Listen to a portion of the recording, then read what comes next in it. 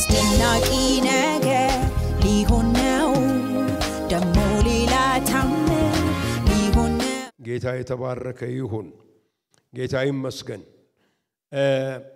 ባለፈው ጊዜ ከበዓሉ በፊት አንድ ትምህርት አስተምሬ ነበር እሱም ወደ እግዚአብሔር ተራራ እንውጣ የሚል ነው ስንቶቻችሁ ነበራችሁ እጃችሁን ባይ በጣም ጥቂት ሰው ነው የነበረው ምናልባት ደግነቱ በሚዲያ ስለምናስተላልፈው በዩቲዩብ ላይ እዛ ላይ አግኝታችሁት ሊሆን ይችላል የመጀመሪያውን ትምህርት ባለፈው ጊዜ አካፍያለሁ ዛሬ ሁለተኛዋንና የመጨረሻዋን ክፍል አካፍላችኋለሁ ማለት ነው መጽሐፍ ቅዱሳችሁን ወደ አዲስ ኪዳን እንድትከፍቱልኝ ይፈልጋለሁ የሉቃስ ወንጌል ምዕራፍ 9 ላይ አውጡልኝ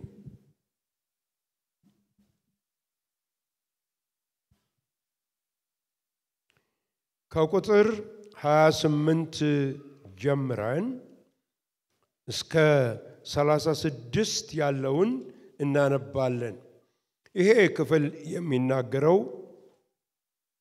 ኢየሱስ ክርስቶስ ከደቀ መዛሙርቱ ሶስቱን ይዞ ወደ ረጅም ተራራ የወጣበትን ሁኔታና በዛም የእግዚአብሔር ክብር የተገለጸበት የተለማመዱበትን ሁኔታ የሚመለከት ነው ቃሉን እናንብበው ከዚህም ቃል በኋላ 8 ቀን ያህል ቆይቶ ጴጥሮስንና ዮሐንስን ያዕቆብንም ይዞ ሊጸልይ ወደ ተራራ ወጣ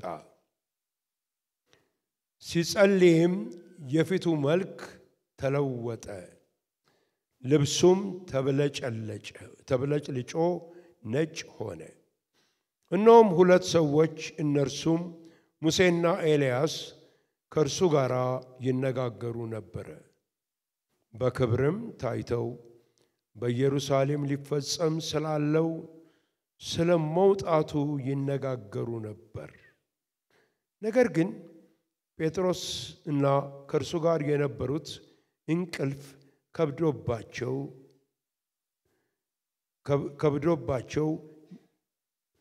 ከበደባቸው ነቅተው ግን ክብሩንና ከእርሱ ጋር ቆመው የነበሩትን ሁለት ሰዎች አዩ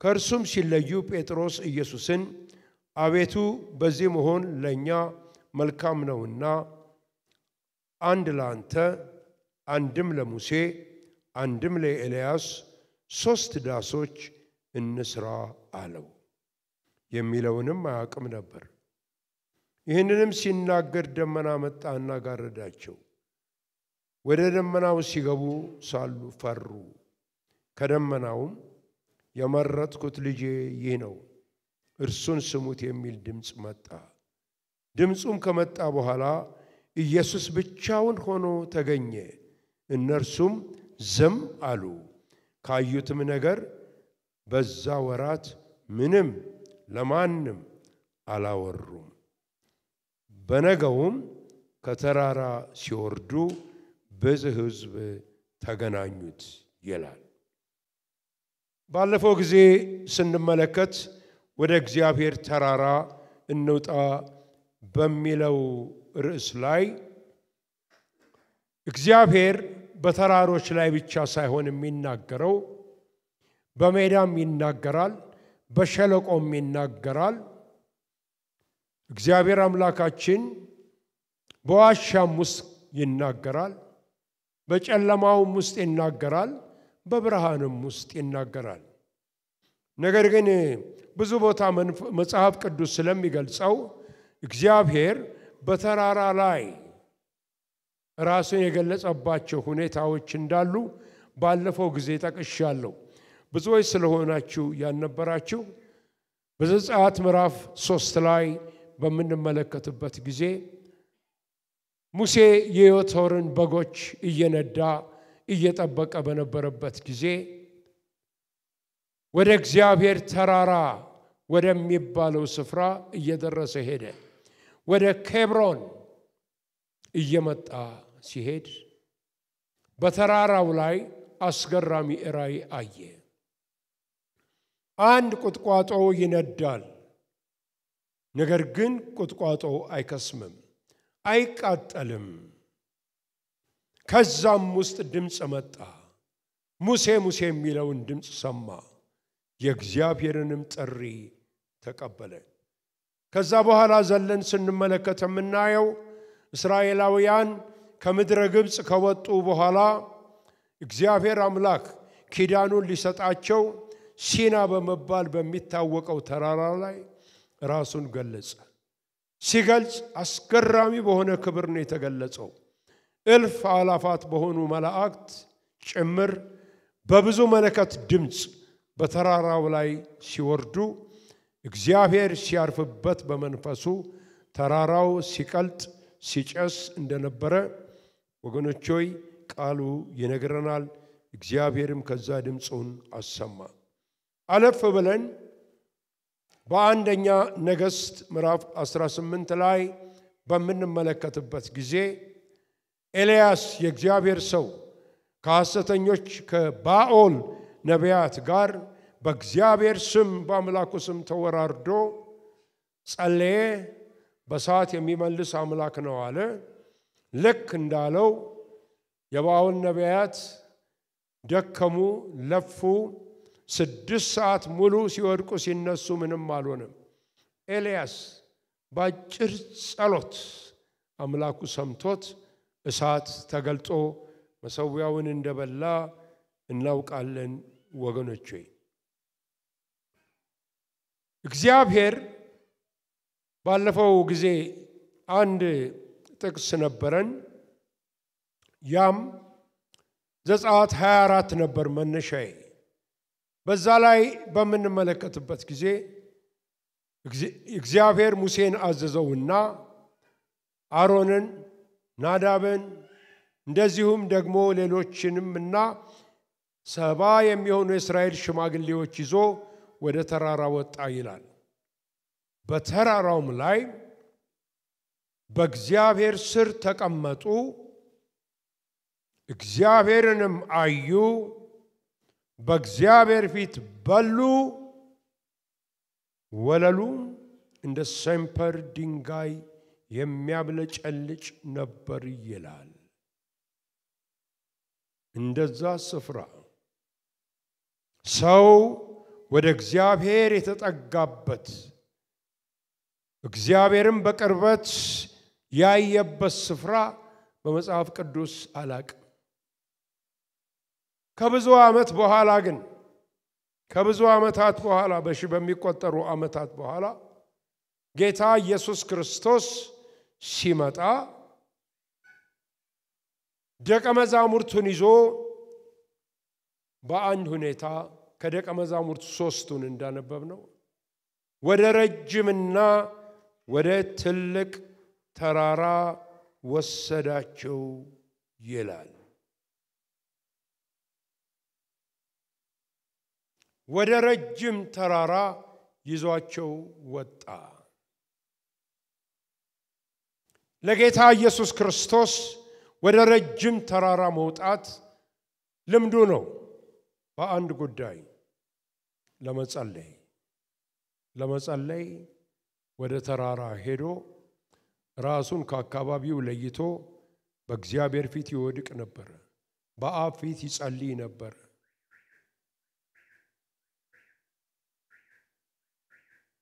ሌላ ነገር አልነበረም። ደቀ መዛሙርቱን ያለታ ሲወስዳቸው ለጸሎትም ነበረ የወሰዳቸው።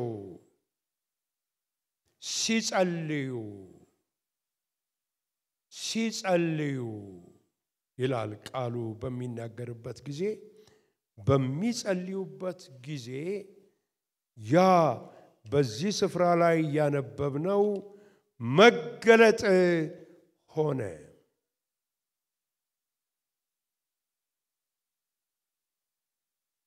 ከጸሎት በኋላ መገለጥ አለ። በጸሎት ስፍራ መገለጥ ይገኛል። ሰማያዊ ምስጢር ይገለጣል። እግዚአብሔር የተሰወረውን ነገር ለሚጸልየው ሰው ያሳየዋል፣ ይገልጽለታል። የጸሎት ጊዜ ነበረ። በዛ ተራራ ላይ የቆዩት ለ24 ሰዓት ነው። ምክንያቱም ሉቃስ እንደጻፈው በነገውም ይላል ከተራራ ሲወርዱ ይላል ብዙ ሕዝብ ተገናኙት ይላል። ቆይተው ነበር።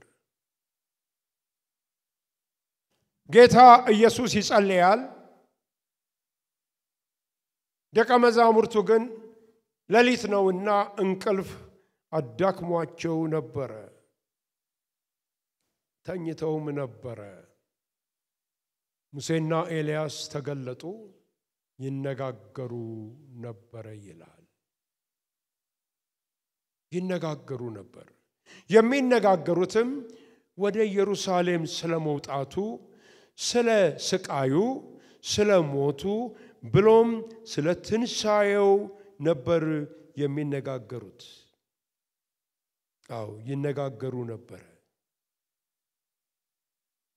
ያን ጊዜ ነቁና አዩአቸው፣ ተመለከቷቸው፣ ከፊታቸውም ተሰወሩ።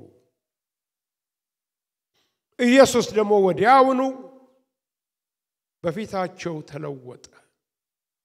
በዮሐንስ ራእይ ምዕራፍ 1 ላይ እንዳለው ነጭ ሆነ፣ የሚያበራ ብርሃን የተሞላው ልብስ ለብሶ በፊታቸው ተለወጠ። ፊቱም እንደሚያብረቀርቅ ሆነባቸው። በክብር ተሞልቶ አዩት፣ በክብር ተሞልቶ ተመለከቱት።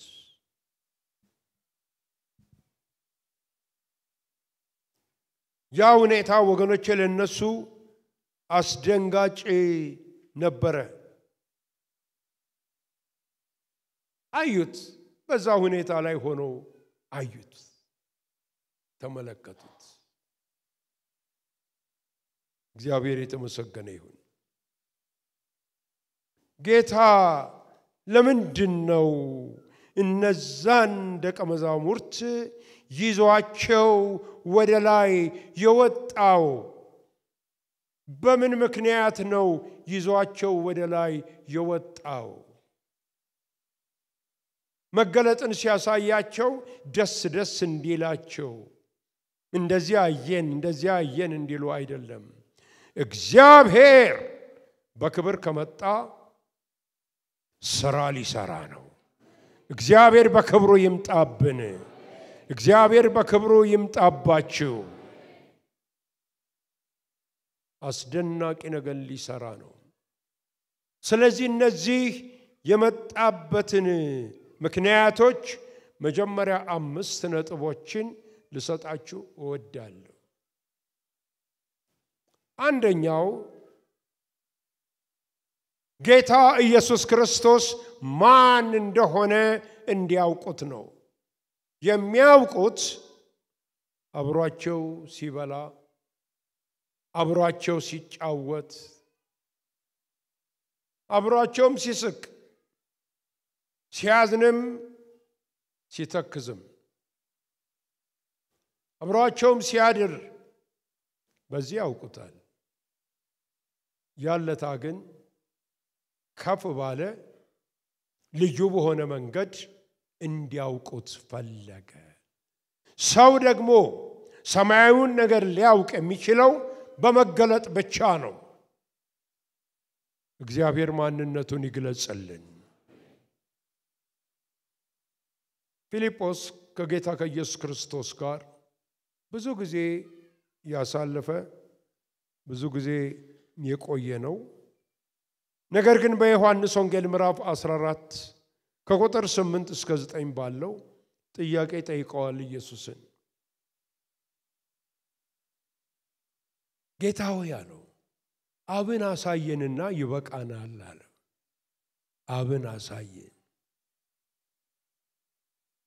የጌታ መልስ ፊልጶስ ከኔ ጋር ይሄን ያህል ዓመታት አብረኸኝ ስትሆን ስትከተለኝ ገና አታውቀኝምን? እኔን ያየ አብን አየ። እኔ በአብ እንዳለው አብን በእኔ እንዳለ አታውቅምን? እኔና አብ አንድ ነን። ብዙ ዘመን ይከተለው ነበር ግን አላወቀውም ዘንበር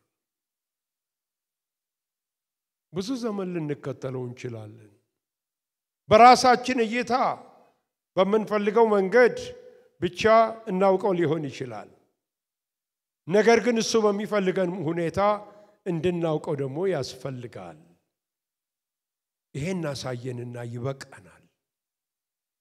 ይበቃናል ስለዚህ እነዚህ ደቀ መዛሙርት ሲወስዳቸው ማንነቱን አምላክነቱን ክብሩን ልዕልናውን ኃይሉን ታላቅነቱን እንዲያውቁ ጭምር ነው ሃሌሉያ ምክንያቱም ብዙ ጊዜ እንደምናገረው እግዚአብሔርን ማገልገል የምንችለው ባወቅነው መጠን ነው እግዚአብሔርን ማምለክ የምንችለው ባወቅነው መጠን ብቻ ነው እግዚአብሔርን ማመን የምንችለው ባወቅነው መጠን ብቻ ነው ባወቅነው መጠን ብቻ ነው እወቁ እኔም አምላክ መሆኔን ተረዱ ያን ጊዜ ረፍት ይሆንላችኋል ይላል እግዚአብሔር የተመሰገነ ይሁን በነገራችሁ ላይ 100 ዓመትም በክርስትና ብታሳልፉ ስለ እግዚአብሔር ዕውቀት ማንነት አውቃችሁ ግራጁዌት ማድረግ የለም ያደረገ ሰው የለም ሙሴም አላደረገ ጳውሎስም አላረገ ገና ያወቅነው ነው እሱ ታላቅ አምላክ ነው ትንሽ ነው ስለሱ የምናውቀው ሃሌሉያ ይሄ ነበር አንደኛው ምክንያት እንወቀው አምላካችን አምላክህ ታላቅ ነው ወንድሜ አምላክሽ ታላቅ ነው ጌታ ታላቅ ነው ጌታችን ድንቅ ነው እምነታችንም ባወቅነው መጠን ነው ሁለተኛው በስደትና በፈተና ጊዜ ጸንተው እንዲቆሙ ነው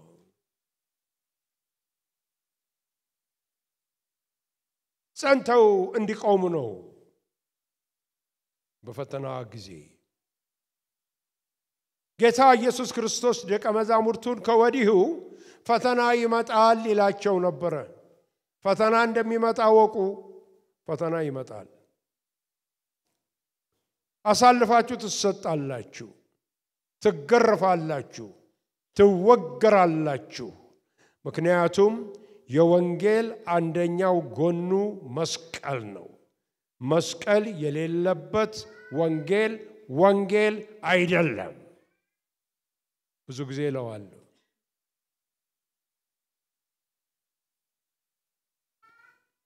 እኛን ያሳደጉ ሰዎች ብዙ ስለ ፈተና ይነግሩን ነበር በዛ ጊዜ እስርም መገረፍም ስለነበረ አይዟችሁ ጽኑ ይባል ነበር የጸሎት ርዕስም ሲቀርብ ወንድማችን እከሌ እስር ቤት ነው ያለውና አጥብቀን እንጸልይለት ለምን ወንጌል ሲሰብክ ተገኝቶ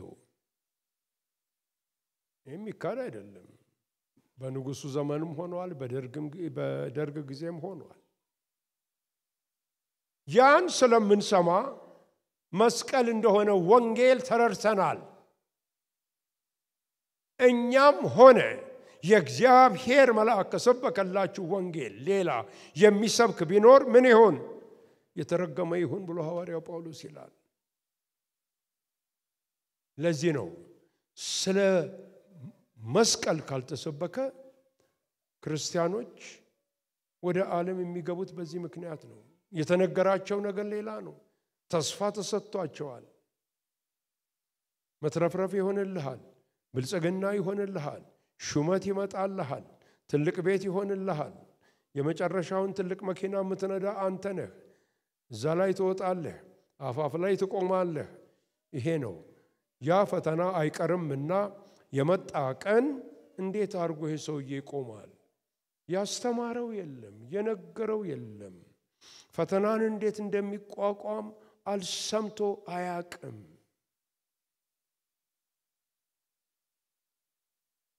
ስለዚህ ከወዲሁ ነገራቸው ያን ክብር ስላዩ የሚመጣውን ፈተና ይንቁት ነበር አሁን እኛ የምንቀበለው መከራ ሊመጣ ካለው ክብር ጋር ሲወዳደር ምንም እንዳይደለ ይሄ መከራ አስባለሁ ይላል የእግዚአብሔር ባሪያ አስባለሁ ሃሌሉያ እዚህ ውስጥ በፈተና ውስጥ የምታልፉ እንዳላችሁ እርግጠኛ ለምን ክርስቲያኖች ናቸው በዓለም ሳላችሁ መከራ አለባችሁ ይላል ፈተና ውስጥ በአንድም በሌላም መንገድ እያለፋችሁ ነው አንዱ በኑሮው አንዱ በኢኮኖሚ አንዱ በበሽታ አንዱ በሌላ አንዱ በዛ ፈተና ውስጥ እያለፈን ነገር ግን እግዚአብሔር የተመሰገነ ይሁን በፈተና አሸናፊ ነህ እያንዳንዱ የሚመጣው ፈተና ሰርቶን ቀርጾን ውበት ሰጥቶን ነው የሚያልፈው ሃሌሉያ ክብር ስጡት ለዚህ ጌታ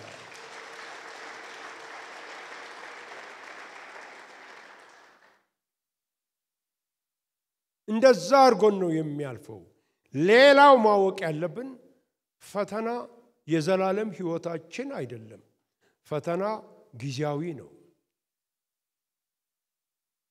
ለጊዜው ነው ከምትችሉት በላይ ተፈተኑ ዘንድ የማይፈቅድ እግዚአብሔር የታመነ ነው መውጫውንም ደግሞ ይሰጣችኋል ዘማሪው ዳዊት መከራ ባየንባቸው አመታት ፈንታ ደስታን ተሰጠናለህ ይላል በዛው ልክ ተለክቶ የደስታ አመት ይመጣልሃል አጠገባችሁ ያለውን ሰው የደስታ አመት ይመጣልሃል በሉት በዚህም በኩል ያለውን ሰው ደግሞ እንደዚህ በሉት የደስታ ዘመን ይመጣል ሃሌሉያ ለኢትዮጵያ የደስታ ዘመን የጉብኝት ዘመን ይመጣል ሃሌሉያ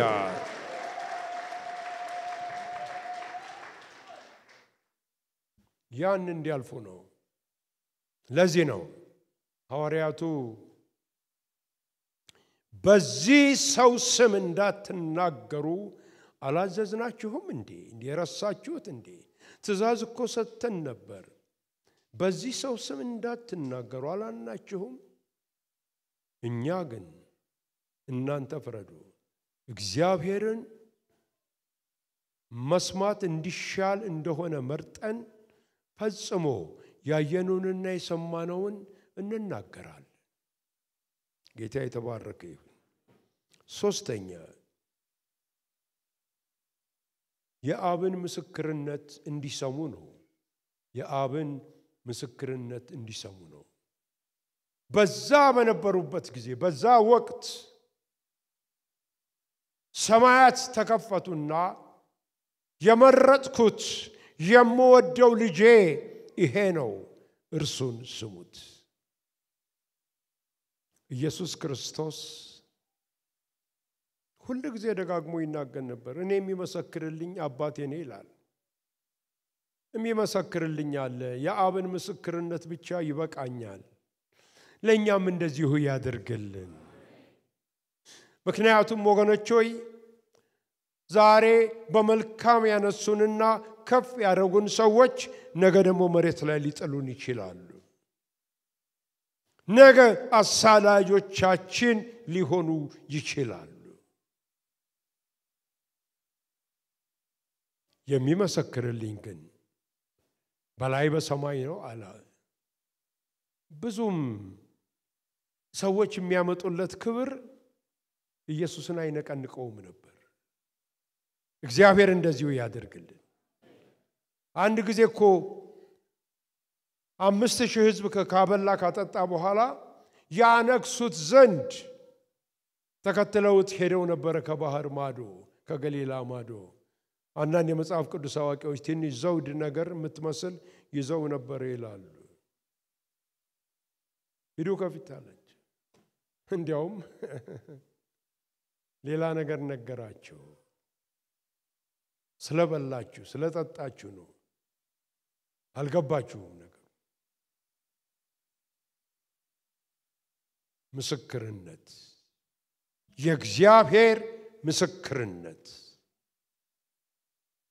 እግዚአብሔር የመሰከረለት እግዚአብሔር ማህተም ያደረገለት ሰው ያድርጋችሁ አው ወገኖቼ አው ያድርጋችሁ እግዚአብሔር የተመሰገነ ይሁን አራተኛው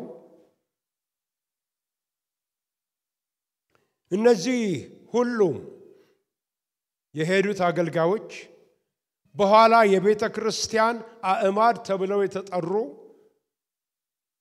ናቸው አእማድ መስሎ የሚታዩ ብሎ በገላትያ መልእክቱ ላይ ጳውሎስ የተናገረላቸው ሰዎች ናቸው አንድ አይነት ልምምድ እንዲኖራቸው ያስፈልጋል አንድ አይነት የመንፈሳዊ ህይወት ደረጃ ላይ መቀመጥ አለባቸው ባለፈው ሮብ ሳስተምር ነበር ስለ መንፈስ ቅዱስ ስናገር በጣም አስቸጋሪ ነው አንድ አይነት የህይወት ደረጃ የሌላቸው ሰዎች ለአገልግሎት ሲቀናጁ አብረው ሲገጥሙ መጓተት ነው መፋለስ ነው መራገጥ ነው እነዚህ ሁሉም ያውቁታል አይተዋል ተረድተዋል ልክ እንደዚሁ ሃሌሉያ እኛንም ወደዛ ሊያስገባን እግዚአብሔር ይፈልጋል ሁላችንም ሙሴን ሁሉም ተባበሩት ይላል ሁሉም ከደመና በታች ተጠመቁ ይላል ሁሉም ከዛ ውሃ ጠጡ ከዛ መና በሉ አንድ አይነት ነገር ነበራቸው ያኔ ጥሩ ነው አለዛ በጣም ችግር ነው መልእክት እንኳን መስማት ሰዎች አይችሉም ስብከት ቤተ ክርስቲያን ይመጣሉ እንጂ አይችሉም ስብከት መስማት አይችሉም የሚፈልጉት ነገር አለ ግን እንዴ እሱ ሲነገር ቀና ይላል የሚፈልጉት ሌላውን አይፈልጉም የሚፈልጉት እግዚአብሔር የሚፈልገውን ትሰማላችሁ እግዚአብሔር የሚለውን ትሰማላችሁ እኔ የምፈልገውን አይደለም እናንተ የምትፈልጉትን እግዚአብሔር የሚፈልገውን እንሰማለን ጌታ የተባረከ ይሁን አምስተኛው ወገኖች ሆይ በንፋስ ትምህርት እንዳይወሰዱ ስተት ውስጥ እንዳይወድቁ እንዳይታለሉ ነው ምክንያቱም ብዙ አስመሳይ ነገሮች ይነሳሉ የሚመስሉ ነገሮች ይመጣሉ እንዲህ አይነቱ ህይወት ውስጥ ያላለፈ ሰው በቀላሉ ሽርትት ብሎ ይሄዳል እነዚህ ሰዎች እረኞች ናቸው በጎችን የሚመሩ ናቸው እግሮቻቸው እንዳይላሉ እንዳይስቱ እንዳያዳልጣቸው ጌታ ያደረገው ነገር ነው እግዚአብሔር የተመሰገነ ይሁን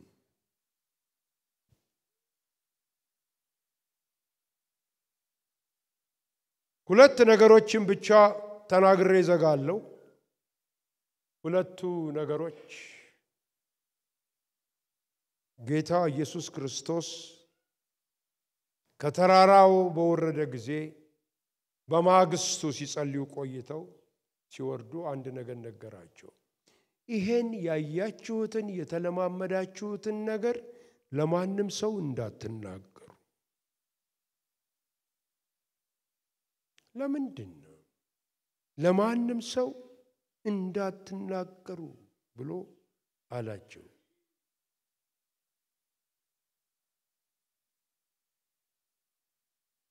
አንደኛው ምክንያት ሌሎቹ የሚሉት ነገር ላይ ገባቸው ይችላል ችግርስ ሊወድቁ ይችላሉ ምክንያቱም ኢየሱስ ክርስቶስ ትንሣኤ ባገኘበት ጊዜ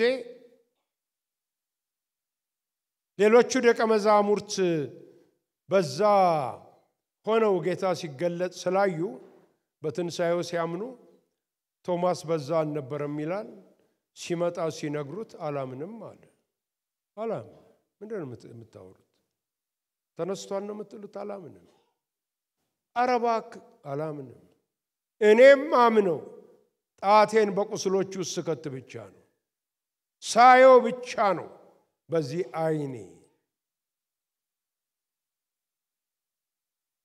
ሳየው የሚያምኑ ብፁዓን ናቸው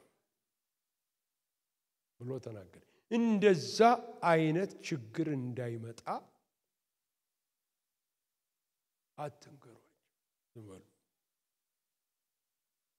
ሁለተኛው ምክንያት ሌላ ነው ሁለተኛው ምክንያት አሁን የመክበር ጊዜ አይደለም አሁን ስለ ክብር የምናወራበት ጊዜ አይደለም አሁን የመስቀል ጊዜ ነው የሚጠብቀኝ የሞት ጊዜ ነው የሚጠብቀኝ ከትንሣኤ በኋላ ማውራት ትችላላችሁ አላቸው ይላል ሌላው ወንጌል አሁን ግን እንዳታወሩ አሁን የመከራ ጊዜ ነው አሁን የመከራ ጊዜ ነው ዝም በሉ እነሱም ዝም አሉ ይላል ሉቃስ ማንም ሰው ምንም አላሉም ዝምታን ተማሩ ወገኖቼ መንፈሳዊ ሰዎችም ካላችሁ እግዚአብሔር ትልልቅ ነገር የሚገልጽላችሁ ስለ ቤተ ክርስቲያን ስለ ሀገር ስለ ግለሰብም አብራችሁ መመሪያ ተቀበሉ ባካችሁ ዝም በሉ አንዳንድ ሰው አይ በቃ ልፈነዳ ነው ይላል በስፍራ መሄድ አለብኝ መንገር አለብኝ ሐዋርያው ጳውሎስ ሶስተኛው ሰማይ ከተነጠቀ በኋላ 14 ዓመት ዝም ብሎ ነበር ለማንም ሰው አልተናገረም ዝም አለ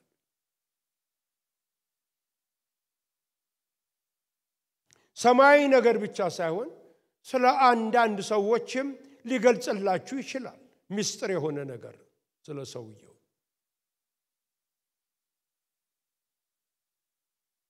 እንድታወሩ አይደለም ማለቴ ድካሙን ያለበትን ችግሮች ሊያሳያችሁ ይችላል እንድትጸልዩ ነው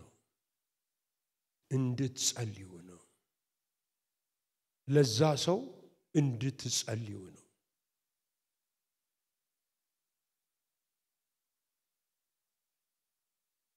አንድ አሁንም ድረስ በጣም ማከብረው የምወደው ሰው አለ በጣም ከፍታ ቦታ ላይ የምሰጠው በመንፈሳዊ ህይወቱ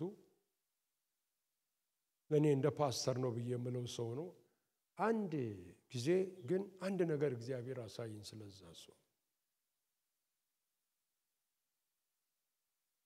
ለጊዜው ደነገጥኩ በኋላ መጸለይ ዝም አልኩ ምንም አላልኩ መጸለይ ቀጠልኩ ለሱም አልነገርኩ ስጸልይ ከአንድ ዓመት ተኩል በኋላ ያ ነገር ምን እንደሆነ ጌታ አሳየኝ ከተኩል ደግሞ ዓመት በኋላ ሁለተኛው ዓመት ላይ ከዛ ውስጥ ሲወጣ ፈተናውን አሸንፎ ሲወጣ አሳየኝ እግዚአብሔር ይመስገን ይሄም የምትጸልዩለት ሰው የምትጸልዩላት እህት ፈተናዋን አሸንፋ ትወጣለች ዝም በሉ ስንት ነገር እግዚአብሔር ያሳያይናል ስለኔ ሊያሳያችሁ ይችላል ጸልዩ ነው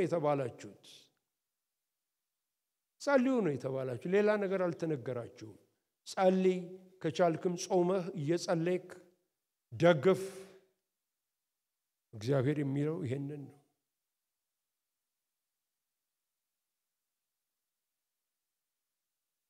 ስለዚህ ጊዜና ወቅቱ የመከራ ጊዜ ነው ብሎ ማለት ነው። ዝም አሉ ይላል። መጨረሻ ላይ ከዛ እንደወጡ ልክ ወደ ህዝቡ ሲመጡ በጣም ሰፊ ህዝብ ይጠብቃቸው ነበር። ረብሻ ሆኗል። ችግሮች ተፈጥረዋል። እንግዲህ ከበረከት በኋላ ይሄ ነው አይደል እንዴ? አንድ ጓደኛ ነበረኝ። ብዙ አገልግለን በሪቫይቫሉ ጊዜ ስንወጣ በጣም እንትን ካላይ ዛሬ ችግር አለ በቃ አውቀዋለሁ ይለኛል። ቤቴ ችግር ነው የሚገጥመኝ ይለኛል። ምን እንደሚል አላውቅም። እና ጠበቃቸው። ችግሩንም ገልጾታል። ሉቃስም ሌሎችም ገልጸውታል። አንድ ሰው በአጋንንት የታሰረ ልጅ ነበረውና ያ መንፈስ ሲነሳ ወደ እሳትም ወደ ውሃም ውስጥ እየጣለ ሊገለው ይፈልግ ነበር። ወደ ደቀ መዛሙርቱ መጣ። ሊያወጡት አልቻሉም በፍጹም።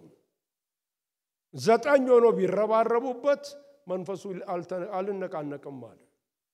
ስፍራ አልለቅም አለ።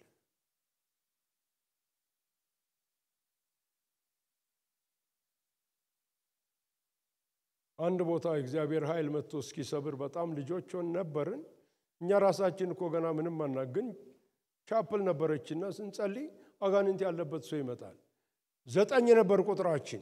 9ኛችንም እንደ ንብ እንከበዋለን ሰውየው። ግን ጸሎታችን ድብልቅልቅ ያለ ነበር። አንዱ ከየት ነው የመጣህ ይለዋል። ሌላው አስረሃለሁ ይለዋል። ሌላው ደግሞ 3 ጊዜ ጩሁና ወጣ ይለዋል። ድብልቅልቅ ያለ ነበር እና አንዳንድ ጊዜ አንዳንድ መንፈስ አልወጣም ይላል። አልወጣም እርግጫም አለ ምንም አለ። የእግዚአብሔር ኃይል መጥቶ ሪቫይቫል ብሬክ አውት ሲያደርግ ያየነው ለውጥ በጣም ትልቅ ኤኒዌይ እንደዛ ነበር። አንድ ጊዜ አንድ ጓደኛችን አለ ሲቸግረው እልከኛም ነው ውስጡም እልከኛ ነው። እንደ ጌታ ያያዘው ነው እንጂ ቢፈልግም ትንሽ ቢያቀምሰው በሽተኛውን አይጠላም እና በመጽሐፍ ቅዱስ ይደበድበዋል። አትሊስት በዛ ይወጣልኝ እንደው ብሎ አልወጣም ይላል መንፈስ። አንድ ጊዜ አንድ መስቀል ነበረች የሰቀልናት ቻፕል ውስጥ። እሱን አምጥቶ ጀርባውን አልወጣም ይላል መንፈስ። እንዲህ አይነቱ በጾም በጸሎት ካልሆነ በተቀር አይወጣም። ስለማናቅ ነው። ኢየሱስ መጣ። የታለ አለ። ይሄ ነው ልጁ። ገና ሲያየው መንፈሱ ጣለው። ውጣ አለው። ሂድ። ልክ እንደሚታዘዝ እንደ ውሻው እንዴት ነው ሂድ ስትሉት እንደሚሄድ ለቆት ሄደ።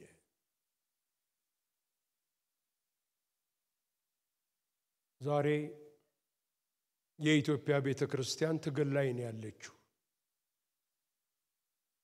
አንድ የሚቋቋመን መንፈስ አለ። ችግር ውስጥ ገብተናል። ከስተት ትምህርትና አሰራር ጋር ችግር ውስጥ ገብተናል። ይሄም ቢሞከር ያም ቢሞከር ይሄም ቢሞከር እየባሰ ሄደ።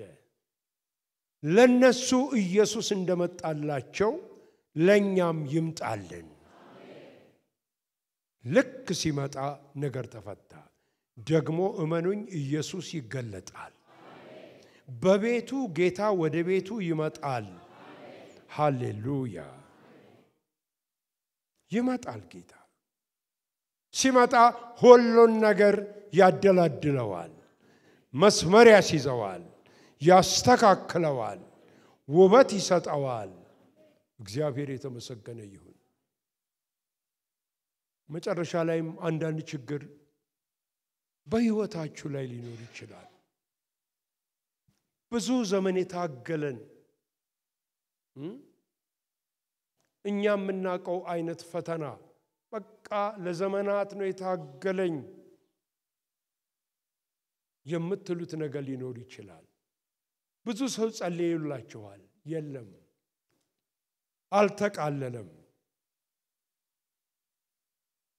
ዞር በሉ ከጌታ ጋር ጊዜ ውሰዱ ጌታ ይመጣል ይሰብረዋል አንድም ለመጨረሻ ጊዜ ይሄዳል እስቲ ለዚህ ጌታ ክብር ስጡት ወገኖች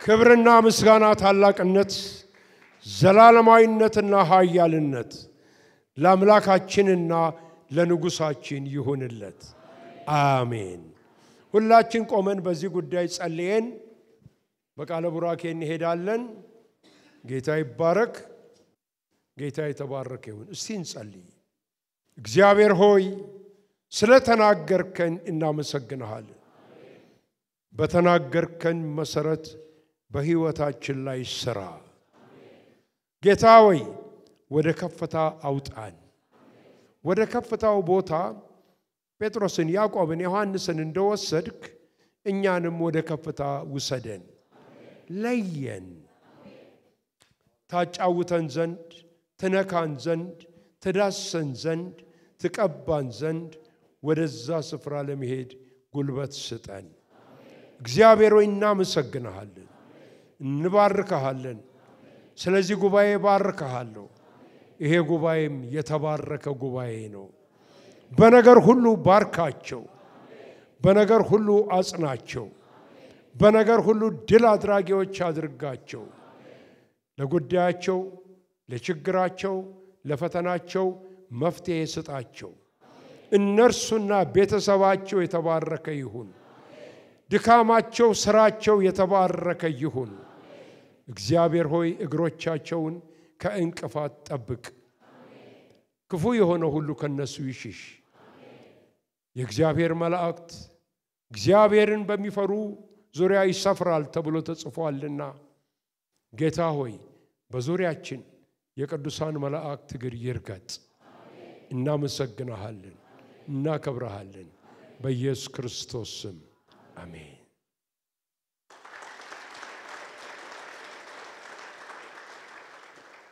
የተቀደሱ እጆቻችንን ከልቦናችን ጋር እናንሳ የእግዚአብሔር አምላካችንንም ባርኮት እንቀበል እግዚአብሔር ይባርካችሁ ይጠብቃችሁ እግዚአብሔር ፊቱን ያብራላችሁ ይራራላችሁ እግዚአብሔር ፊቱን በእናንተ ላይ ያንሳ ሰላምንም ይስጣችሁ በስመ አብ በስመ ወልድ በስመ መንፈስ ቅዱስ አንድ አምላክ አሜን ሕዝቡም ይላል ኢየሱስ ጌታ ወደ ከፍታ ይውሰዳችሁ ሃሌሉያ አስደናቂ